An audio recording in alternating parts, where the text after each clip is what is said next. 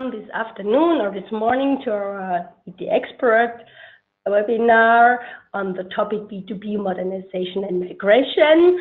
And my name is Ines Kössler. I'm the organizer of this webcast today. And just brief before we go ahead with the presentation, let us have a brief view at our so-called housekeeping items. Dave, could you please skip forward? Okay. This webcast today will be recorded as usual, and we will send you the video and the PDF within the next 2 or 3 days via Citrix mail. And you're warmly invited today to address your questions to our today's speaker. You can use, therefore, the question and answer box you find on the right-hand side in the panel, and you can just enter there your questions, and we will handle the questions today like this, that we collect all questions, and at the end we have prepared a question and answer slot, and then we will then discuss all the questions of you. So in case of questions, you have also the possibility to address them via the Seeburger community. To all of you don't know about the community, you can register for the community by yourself, and you have then always the possibility to address all your questions concerning Seeburger products, Seeburger solutions, and as well questions coming up after this webcast today to our experts there. And last but not least, we have prepared a really brief survey at the end of this session, and we would be really grateful if you give us your feedback. But now I'm really happy to introduce you to my colleague, Dave Safakul. He has prepared for you today a comprehensive update on our topic, and to all of you now, a really interesting webcast. And I hand over to you, Dave. Thank you, Ines, and thank you everybody for attending. Again, my name is Dave Safakul. I'm headquartered here in the U.S. And as you can see from the agenda, we have quite a few things to talk about. A lot of people have looked at or maybe even performed migrations in the past, or have considered them but have decided not to do them, whether it be to a newer version of an existing solution or from another solution over to Seeburger. So really want to talk about some things that we can do to help in that process, to make it considerably easier and to significantly reduce any risk that there might be in performing a migration or a consolidation from multiple solutions into a single solution. So you can see here from the agenda, we're really kind of talking about the various different types of challenges and the actual solutions and tools that we've developed in order to help in this process. So let's go ahead and start with the challenges. I think most people are going to recognize a lot of these. First one is an analysis. The idea of figuring out what business relationships you've got that are actually still active isn't as easy as it probably should be, and is also not quite as difficult as many people think. The whole idea is you don't really want to migrate over trading relationships that really aren't still current. Maybe you're consolidating divisions and tools across multiple divisions, and you don't really have access to all their information or their knowledge. Maybe you're just migrating from an older version of a solution over to Seeburger, and it's like, I've got 10,000 trading relationships between trading partners and transaction sets, and maybe only 2,500 or so of those are actually active. Do you want to take the time to migrate all of that information over, all the maps, all the trading partner information, when they're not really still used anymore?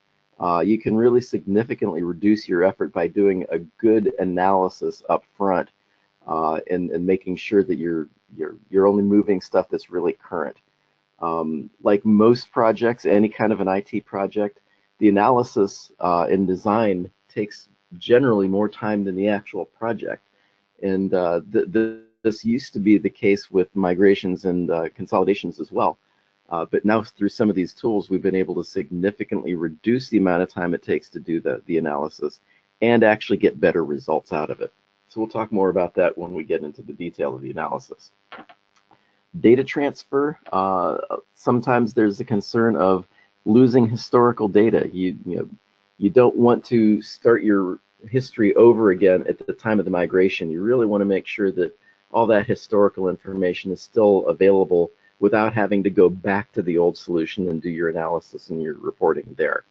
So making sure you transfer that data to the new solution really is, it's necessary. It's not a nice to have, it really is a need to have. Plus the idea of, if you do try to not move your master data over, not move your historical data over, if you've got to keep the old solution around so that you can do your reporting and inquiries and such, that means you're paying for two solutions as well, and you really don't want to do that.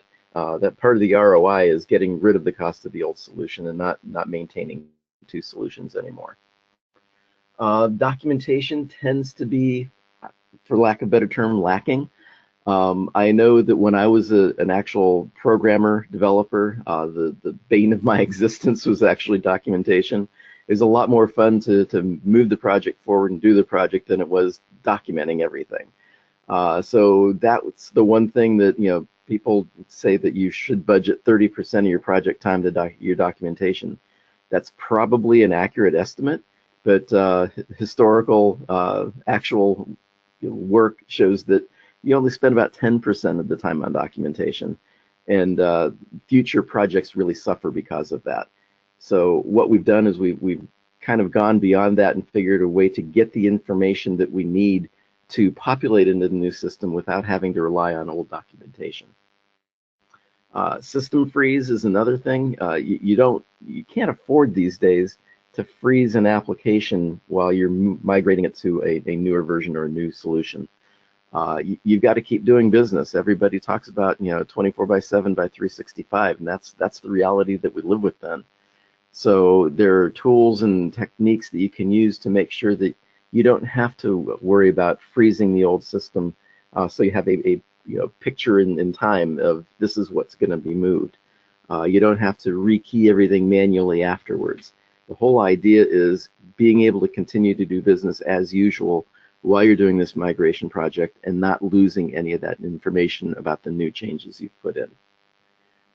Consolidation, this is kind of talked about this a little bit in the analysis and data transfer. The idea, and it's not just a matter of reducing or eliminating duplicates, but it's also making sure that you've got uniform naming conventions. If you're doing a consolidation across multiple solutions into a single solution, this can be a potential issue. But it also can be a potential issue if you're even just migrating one solution to a newer version or a new solution. This is a golden opportunity to correct all those things that, you know, if you said, boy, if I knew what I knew now, I would set this up differently. This is an ideal time to take and really make it as efficient as possible, and use consistent naming conventions that make your job easier down the road for doing maintenance and such. So this is really a good time to look at those types of things. Testing, everybody worries about testing. Have I done enough testing? Is it going to take too much time to do the amount of testing I really need to do? Wouldn't it be nice if you had some automated tools to do that testing and show you if there are any differences in the results out of the new solution versus the old? That's what this is all about, and that's one of the big strengths of some of the tools that we have available. And the other thing is, I haven't done this before. I don't have any knowledge base. I don't have the know-how of how to do a migration. That's where you can lean on the experts that do these things all the time and make sure that you're leveraging not just the tools, but that know-how of here are the potential pitfalls that we want to avoid. Here are the steps that we need to do in a particular order. And you'll see that as well on some of the upcoming slides. But the bottom line is you can migrate to a new solution or a service with significantly less effort than you might think. And some people say no risk. I don't think that there's any time you can make a change to a solution and have no risk, but you can absolutely do everything possible to minimize that risk and make it such that there are kind of almost no downsides to it.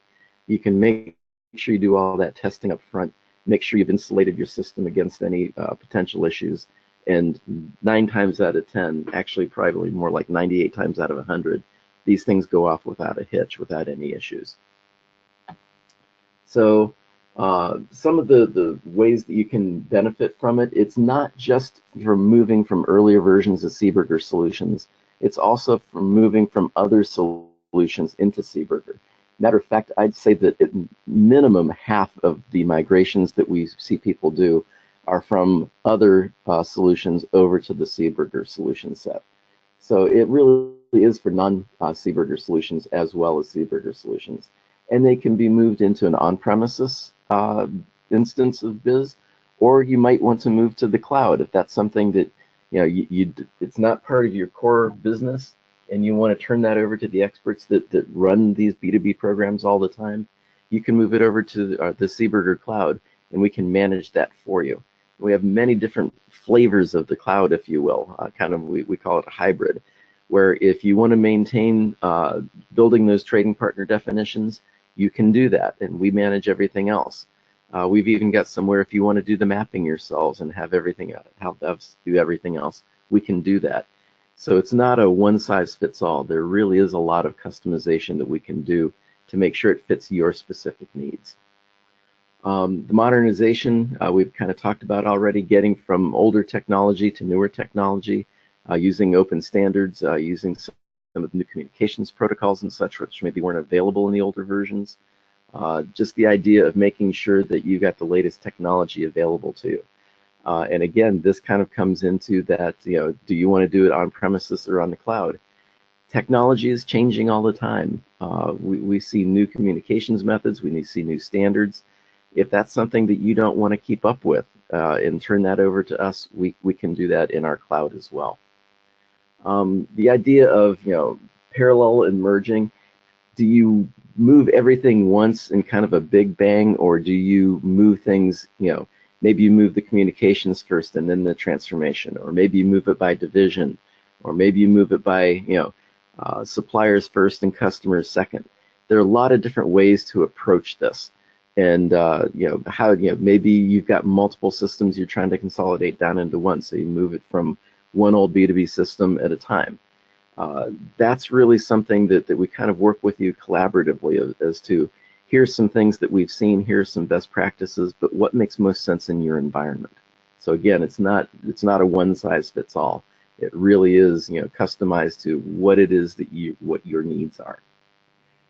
One of the things that we tend to see is when people are making a major change to some sort of an internal application, such as your ERP, that is an ideal time to look into what are the other tools that I use that integrate with this ERP.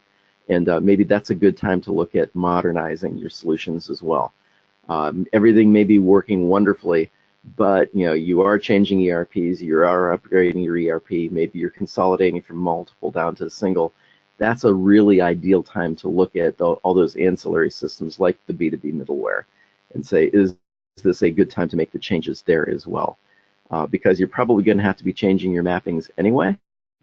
So what better time to do a full upgrade? The whole idea is we've got tools for all of these types of migrations and consolidations. And you don't have to go it alone. You don't have to do it all manually. There are a lot of tools that we can bring to the table to assist you in that process. So we actually look at it as multiple phases, if you will. The first phase is the analysis. We tend to call it pre-sales, but it's really more an analysis stage. And this particular example is specifically to migrating from an earlier version of the Seaburger solution. And what we can do as part of the migration service, we actually have what we call an EDI archiver, and it's looking at all of your information, inbound and outbound, your EDI format and your application format. And we analyze that information, and we give you what we call a partner message matrix. It has all the information about what trading partners you have currently, what types of transactions you're doing with them, what data formats they are, and we can actually even come out with looking at what is the best way to migrate this? What maps do you really need? Is it possible to maybe consolidate multiple maps down to a single generic map and still have some partner-specific processing within those maps? That's one of the ways that we can make the migration a little bit less painful, is reducing the number of maps required. I remember one migration we did. This was actually from a competing solution over to Seaburger. They had over 600 maps that they were looking that they were going to have to continue to maintain. And by going through the analyzer process, we were actually able to reduce that down to 160 maps from that 600 maps. And what they found is not only did it make the migration process easier and faster, it also improved their maintenance process later on.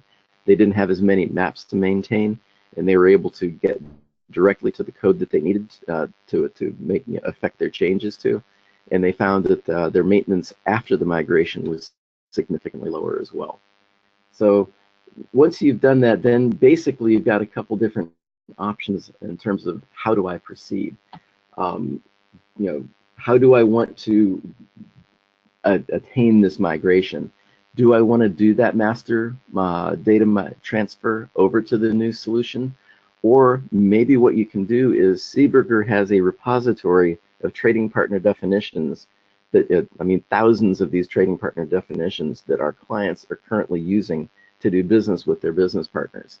So do you want to maintain your own master data from those trading partner definitions, or do you want to use those trading partner definitions from the Seaburger library? And we call it our partner profile repository. The nice thing about that is you don't have to maintain those then.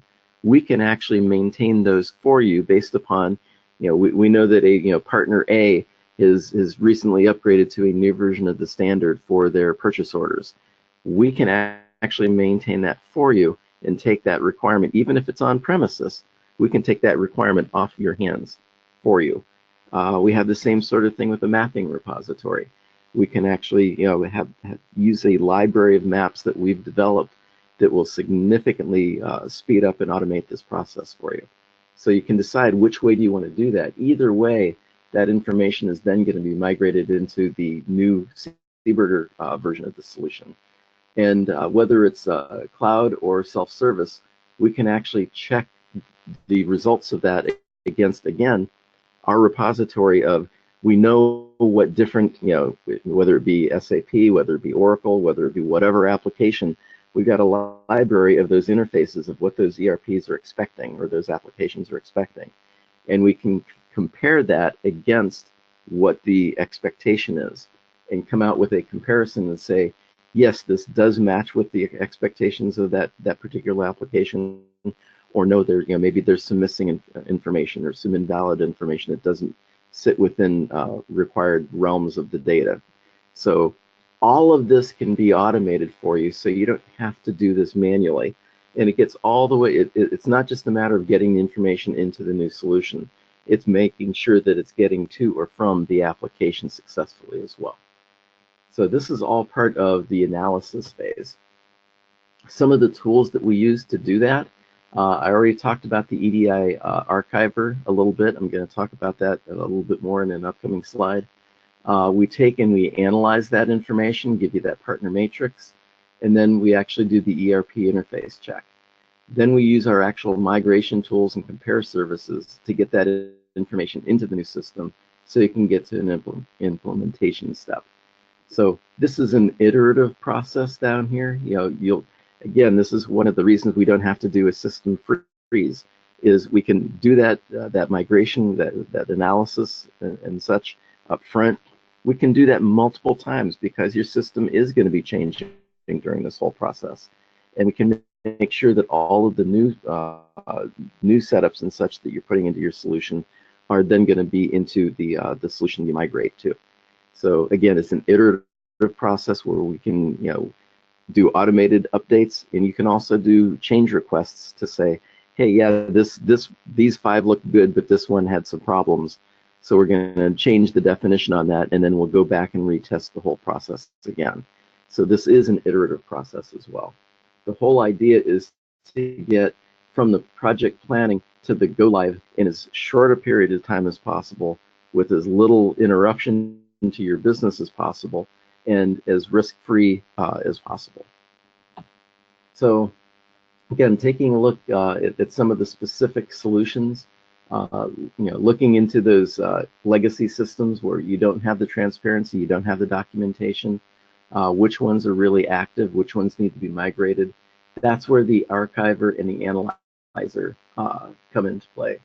The archiver is really specifically for earlier versions of the BIS solution. That's why we're talking about BIS 5 here.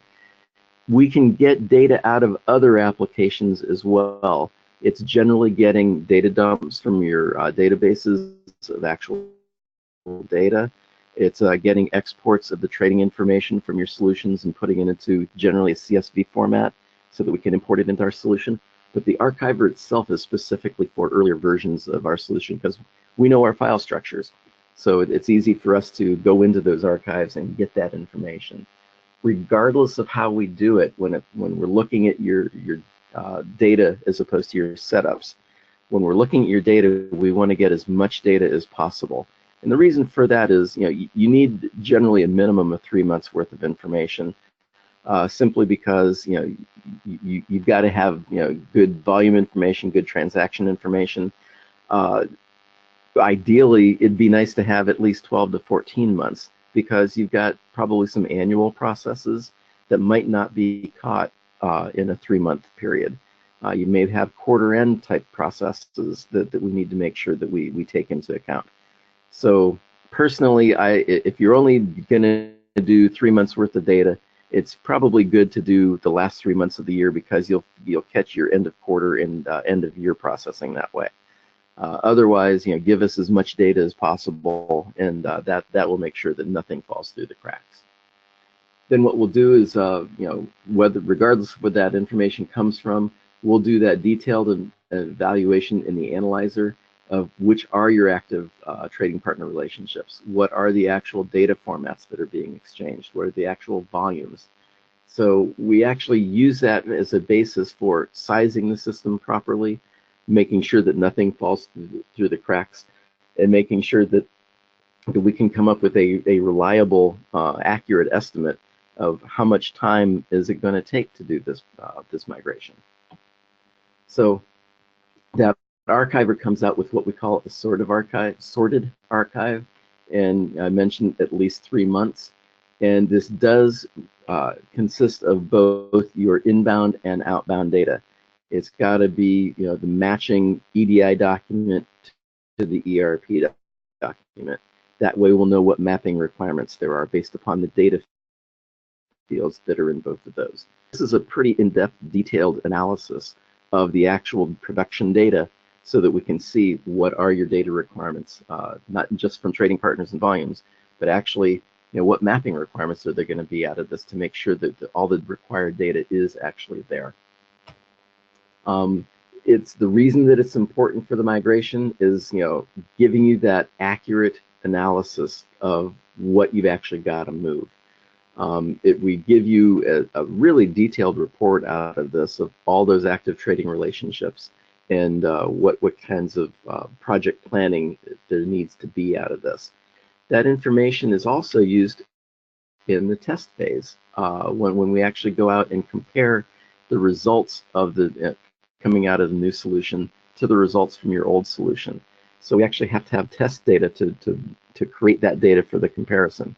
So that's actually serves two purposes, if you will. It's not just for the analysis phase, it's also for the testing phase as well, so that we can go through, and so last there are automated mass comparison tests.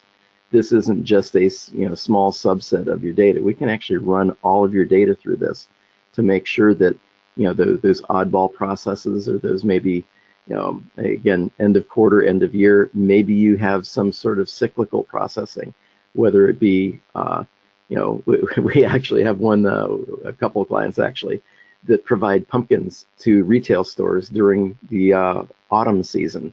So if you only do end of year, you might not catch that stuff. So that's why we like to get as much data as possible for maybe some smaller trading partners that are seasonal type processes. So it really does give us the best chance of getting a very clean migration.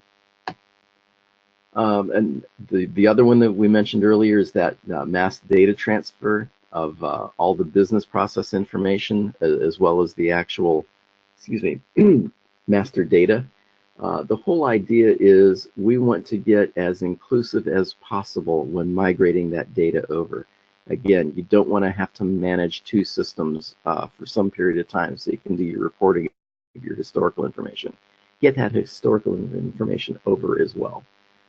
The idea is, it gives us the ability to analyze that information, to cleanse your trading partner definitions if we have multiple, like duplicate definitions, for example.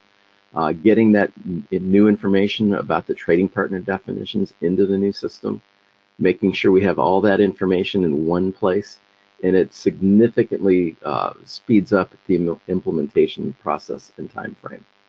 The last thing about that is there is manual intervention possible in this. I had mentioned the change request, and you'll see that in an upcoming slide. Every time that you have something that's done in an automated fashion, it's good to also have the ability to manually intervene in that to make tweaks or adjustments, or to say, hey, no, maybe something new came up and I want to make this change as well. So throughout the process, there is the ability to come in and manually intervene and add information or change information or delete information. This is not something that is so automated that you can't interact with it. It really does need to give you the ability to participate in the process, if you will, and make tweaks or adjustments if and when necessary. So here's where I was talking about those change requests. We'll get that information, whether it's from a previous Seaburger solution or some third-party application. We'll get that information into a format that we can import directly into our system. You can make adjustments through a graphical user interface, or you can make adjustments through change requests.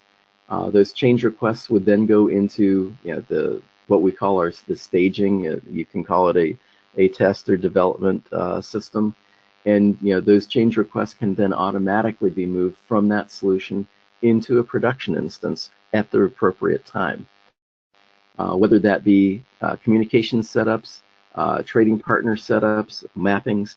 Again, this whole thing is iterative, so this is a cycle going back through this process multiple times if that's necessary for you. I can't honestly think of a system where we didn't do the minimum of 2 iterations of this, but you can do as many of those iterations as makes sense for you.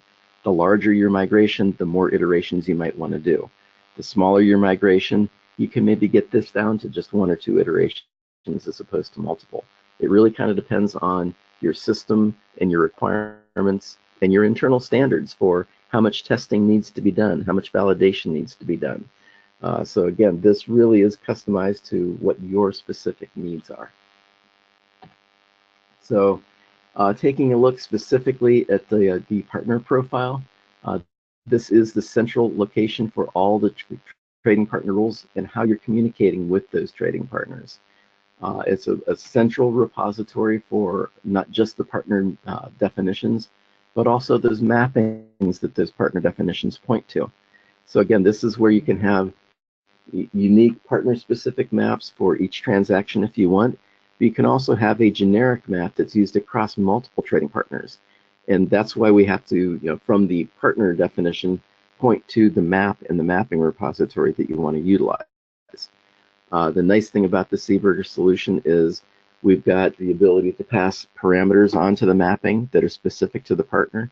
So you can actually change the way that the map executes by changing those parameters that you pass from the partner definition. That's the way that we insulate the maps against changes in the trading partner requirements. You can actually change the way that the map executes based on those parameters without having to modify the map itself. That's why you don't have to do testing with all the partners that utilize that map.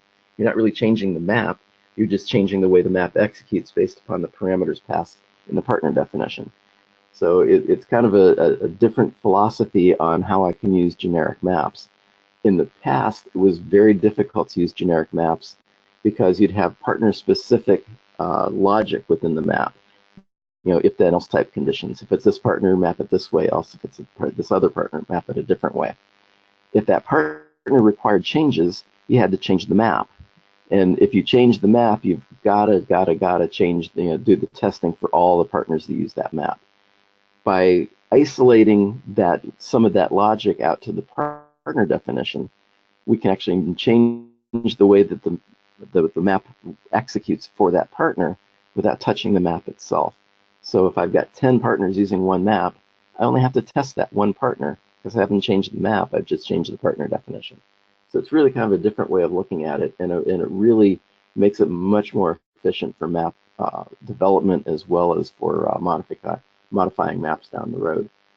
We just had our client days last week in Atlanta, and one of our clients, told me how by using this, he's actually been able to reduce the amount of time it takes to do that testing and reduce the number of maps as well. But they actually average something like 500 changes to partner definitions for mappings every month. So you can imagine they've got tens of thousands of trading partners. And it really has simplified their mapping maintenance process because, can you imagine doing changes to 500 maps in a month? This way, they just may tweak the partner definition, and it makes it much more efficient, and it actually makes it so that they're able to maintain this without a staff of 10 or 20 people. I think he has a staff of 4 or 5 people to do those 500 changes a month. So that was pretty impressive to me. And then the idea is, changing it from one system to another, from one instance of Biz to another, like from development over to production. That move to production tool really does simplify that process and make it much easier to make those changes without bogging down your entire maintenance process. So the move to production tool really does simplify implementing those changes from your test instance over into your production instance. Next challenge is the ERP interface. A lot of times people say, I don't know what all interfaces I've got with my back office applications. It's not, again, not necessarily well documented. So how do I know what all I'm interfacing with? And a couple things there is, one is the idea that we've built a library of all those common interfaces that we've seen. We've been doing this for decades, and we've got a pretty comprehensive library of all the different types of interfaces that the ERPs require.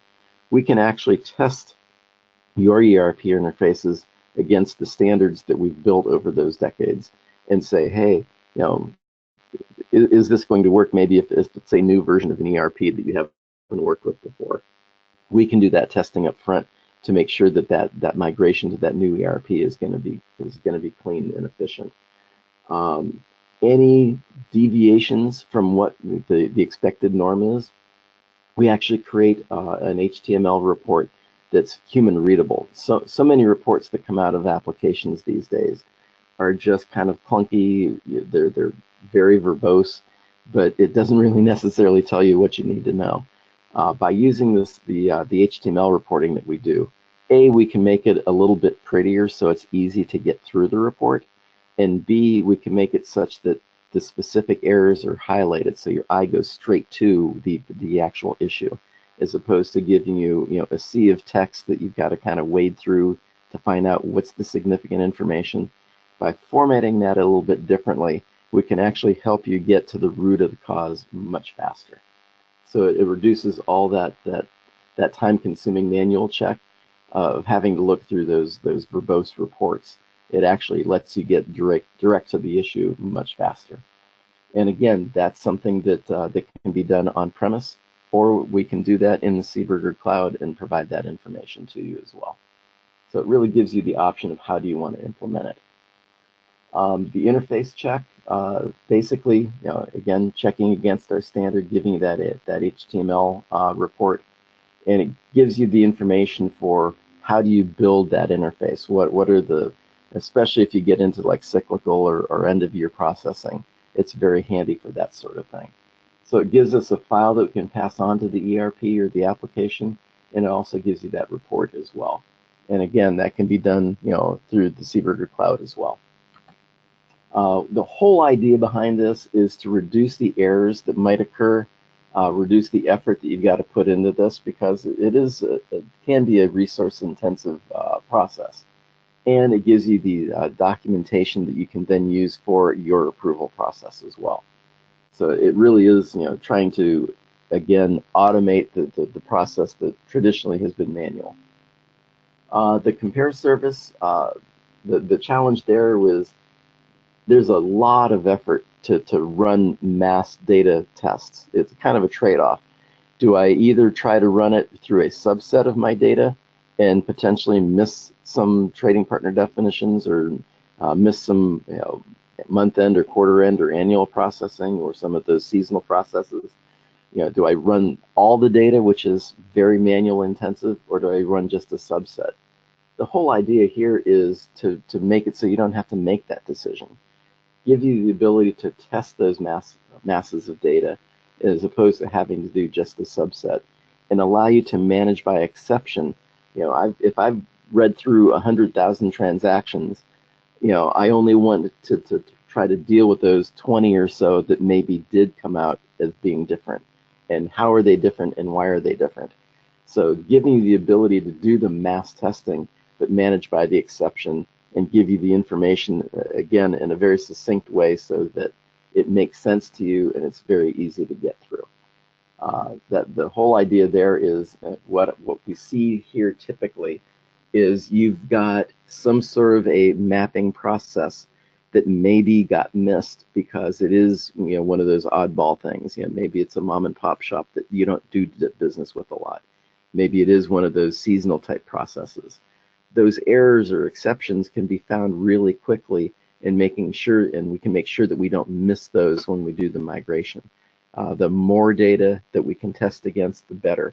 And these automated tools make it so that we can manage those mass volumes of data without killing you in the process. The compare service is that comparison of the files from your legacy system with the new files created by the system. It enables a complete go live, again, without having to do any system freeze. I can't express that strongly enough, because I've been through what you might be considering doing and doing a migration. And just the idea that I can do those mass tests and I can make sure that if there are any differences whatsoever, I wish I had these kinds of tools available back when I had to do this. Because and the nice thing about it is these tools can then be used on an ongoing basis. If you make changes to your system down the road, even after a migration or a consolidation, if you make changes, you can actually do these mass tests again later on. So again, it's one of those things where it's not just maybe during this process of migration or consolidation. You can use it down the road as well. So it gives you a nice, clear report of any differences there were between the old system and the new system. So again, the whole idea here is reducing errors, reducing your manual effort, and getting documentation that you can use as part of your approval process. Okay. So in summary, the idea of making sure you are able to do that analysis, do it in a detailed fashion, but speed it up so that it's not all manual. There's going to be some manual validation of it. There's going to be some manual review of it, but the analysis itself, the information that you can use is much more automated. And quite frankly, it's going to be much more accurate as well, because you're not going to have that issue of looking through page after page of data and page after page of report and maybe missing something, because it all kind of becomes a blur after a while. With the system doing that, the system doesn't get bored. The system doesn't let its mind wander. The system makes sure that that information is complete and accurate. The automated movement of not just the trading partner information, but the master data itself, and any of your business processing rules as well. Making sure that that happens in an automated fashion as well, taking that manual effort away from you and reducing the errors. The automated tests, this is something, this is kind of the proof is in the pudding. It's like, we've moved everything, and now we're going to test the data and make sure that we've moved everything, and we're going to make sure that we moved everything correctly. So there's automated tests and there's human readable reports. really are foundational to that.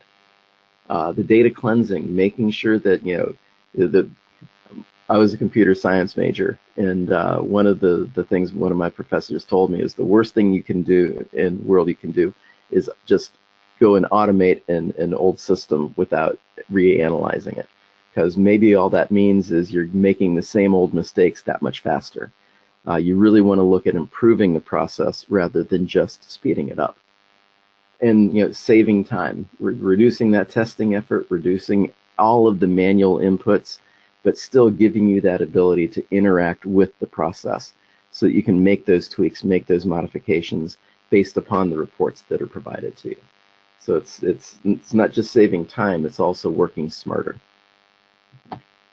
So again, all those years that we've got from doing migrations from other solutions as well as from our own solutions, making sure we have the tools available, and the tools are available in most of these solutions to get us that file that we can use for our automated processes, and making sure, again, no freeze is required in the system. And if you want to use our repository of partner definitions and mappings, those are available to you. And that's maybe one of the decisions that you make after the analysis phase, is what's the effort going to be for me to remap this stuff or migrate my mappings versus using the Seeberger repositories and using those, maybe it's just for a subset of my partners. How can I most effectively use the resources that are available to me? So the idea is moving to a new long-term solution or our cloud service, and there's really no reason to fear one of these migration efforts because of all the tools that we make available to you. Okay, so that's all I've got, unless there's some questions from the audience. So many thanks to you, Dave, for providing us those interesting insights to our today's topic. And let me check the question answer box. Actually, I cannot see any questions of our attendees, so I suggest we skip forward to the preview, to the next webcast. And to all of you attendees, you have still time, a few minutes. If you have questions, please take the time and address the questions to our today's speaker. Otherwise, as I mentioned at the beginning, you can use the community and address the questions there, or as well write an email to me and I will forward it to Dave and he can answer the question as well. So yes, next week we have another webcast. We have the topic Master or B2B and B2G invoicing standards with Seeberger. You're warmly invited as well to this webcast. And if you are interested to sign in, you can use enter the Seeberger.com webpage, and under the menu option events you find all the webcasts and you can there register for this webcast. So we have no questions, and then at this point, thank you very much for your interest, for your attending to this webcast. And for all of you, a nice day, a nice morning, and a nice afternoon, and take care, and maybe to one of the next webcasts. Bye-bye. Thanks again.